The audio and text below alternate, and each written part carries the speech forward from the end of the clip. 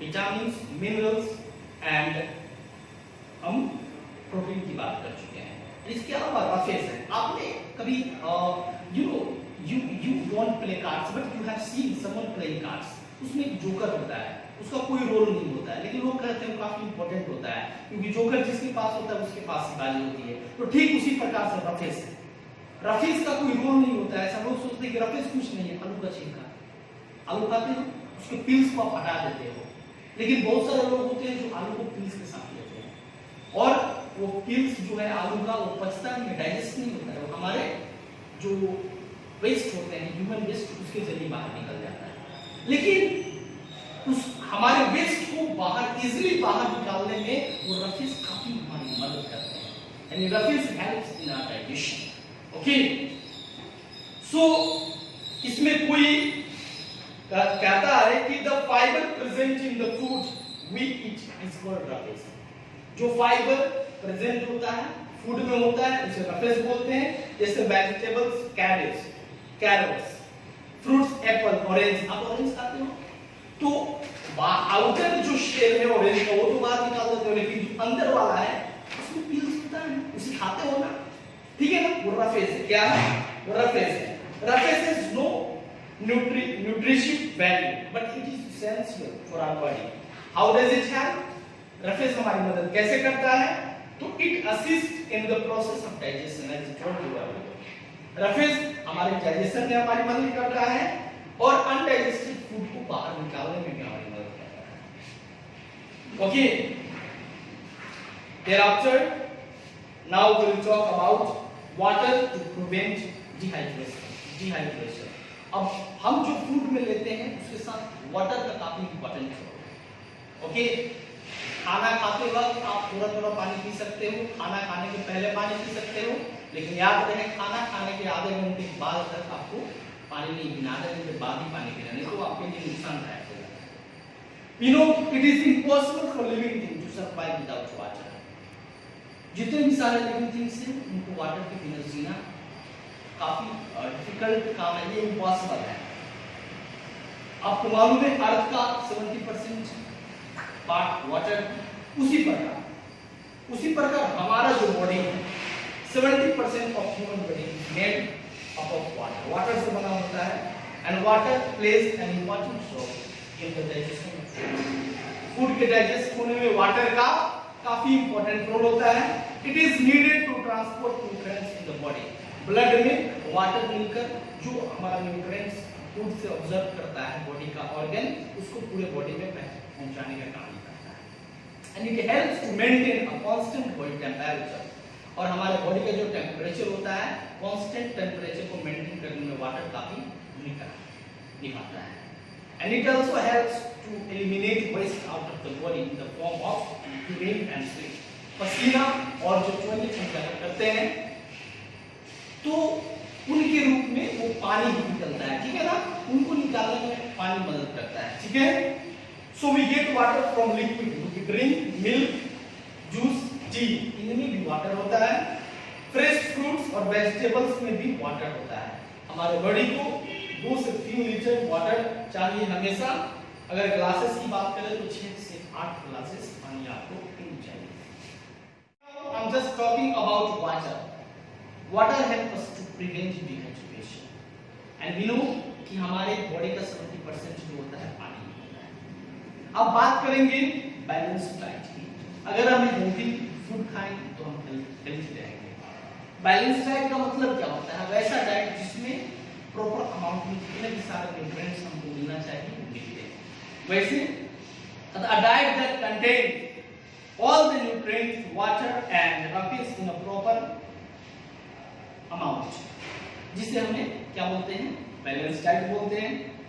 इसमें टेबल दिया गया है, आपको वहां समझ में आएगा बैलेंस डाइट क्या होता है, उसमें कितना आपको अमाउंट लेना है किस चीज का।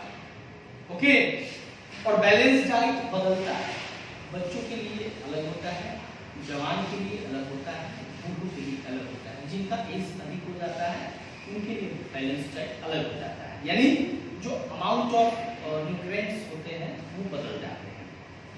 ओके, एंड यू नो कि जैसे कि a growing child and a pregnant woman require a diet rich in protein. एक जो गर्भवती महिला और या फिर एक बच्चा होता है जो बढ़ रहा होता है उसको प्रोटीन काफी मात्रा में चाहिए, बिकॉज इनसे क्या होता है, नए सेल्स बिल्डअप होते हैं। एक लेबर जो होता है वो फिजिकल वर्क होता है, इसलिए उसको ज्यादा एनर्जी की जरूरत होती है, तो ज्यादा कार्बोहाइड्रेट्स और फैट्स लेगा क्योंकि उससे ज्यादा एनर्जी की जरूरत होती है।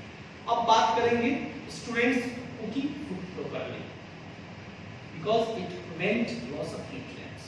अगर आप फूड को ओवर कुक कर देते हो तो उनमें जो भी न्यूट्रिएंट्स हैं वो सब खत्म हो जाते हैं, इसलिए हमें फूड को प्रॉपर्ली कुक करना चाहिए। Other than eating a balanced diet खाने के अलावा it is important to cook food properly. ये काफी इम्पोर्टेंट है कि हम फूड को प्रॉपर्ली कुक करें, so that the nutrients present in it are not lost और डिस्ट्रॉयड इन दिस प्रोसेस, ताकि इस प्रोसेस में, कुकिंग के प्रोसेस में जो भी न्यूट्रिशंस हैं, जो भी न्यूट्रिएंट्स हैं वो बर्बाद ना हो, वो नष्ट ना हो। अब food should be cooked in just enough water. Food में काफी पानी मिलाकर आप बनाओ, क्योंकि so that excess water does not have to be thrown away, उसको फेंकना नहीं है, क्योंकि इसमें विटामिन्स और मिनरल्स होते हैं, फूड से निकल के उसमें आ जाते हैं। Food should not B heated repeatedly, बार-बार आप भोजन को गर्म करके नहीं खाओ। एक बार खाना बन गया है उसको दोबारा गर्म नहीं करना है, दूध की बात अलग होती है। Okay, as the nutrients in it get destroyed by too much of heating, बार-बार हीट करने से पके हुए भोजन से भी न्यूट्रिएंट्स खत्म हो जाते हैं।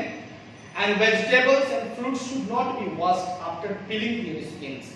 आपको वेजिटेबल्स और फ्रूट्स को धोना है तो उनके पील्स के साथ ही धो।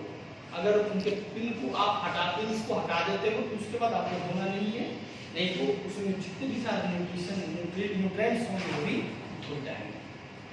ओके, ओवर ईटिंग से भी हमें प्रॉब्लम होता है, ओबेसिटी होता है। मैं बार-बार बता चुका हूं, आपको पहले बार भी बताता हूं, ओवरवेट हो जाता है हमारा, इसलिए हमें ओवर ईट भी नहीं करना चाहिए। यू नो, यूएस एक ही बात करते हैं, इंडिया की बात करते हैं, तो यूएस में लोग को ज्यादा न्यूट्रिएंट्स मिल जाता है। यूएस में लोगों को ज्यादा न्यूट्रिएंट्स मिल जाता है, जिसकी वजह से, ऐसा लोग कहते हैं, जिसकी वजह से ओवर न्यूट्रिशन या अंडर न्यूट्रिशन दोनों का मतलब होता है माल न्यूट्रिशन, मतलब कुपोषण। आपको जितना अमाउंट चाहिए न्यूट्रिएंट्स का, उससे अगर कम लेते हो तो भी आपको प्रॉब्लम है, उससे अधिक ले रहे हो तो भी आपको प्रॉब्लम है। ओके, ओवरडोज भी नहीं लेना है, अंडरडोज भी नहीं लेना है। उसी को बोलते हैं undernutrition is the condition that results due to lower intake of food than the amount required by the body. हमारे बॉडी को जितना अमाउंट ऑफ फूड चाहिए, अमाउंट ऑफ न्यूट्रिएंट्स चाहिए, उतना नहीं मिले तो वो क्या है, अंडर न्यूट्रिशन, जो कि माल न्यूट्रिशन, दोनों को माल न्यूट्रिशन बोलते हैं। And the imbalance of nutrients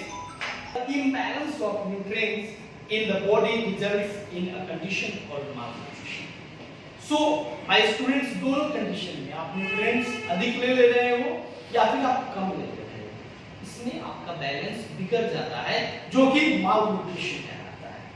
okay, अब आपने पिछले क्लास में डेफिशिएंसी डिजीज के बारे में पढ़ा था, जैसे कि विटामिन ए की कमी से हमें हाइपोथायराइडिज्म होता है, ठीक है, विटामिन बी की कमी से बेरी होता है, विटामिन सी की कमी से स्कर्वी होता है, विटामिन डी की कमी से क्या होता है, रिकेट्स होता है। ओके, कैल्शियम की कमी होता है तो हमारे दांतों में कैविटीज हो जाता है।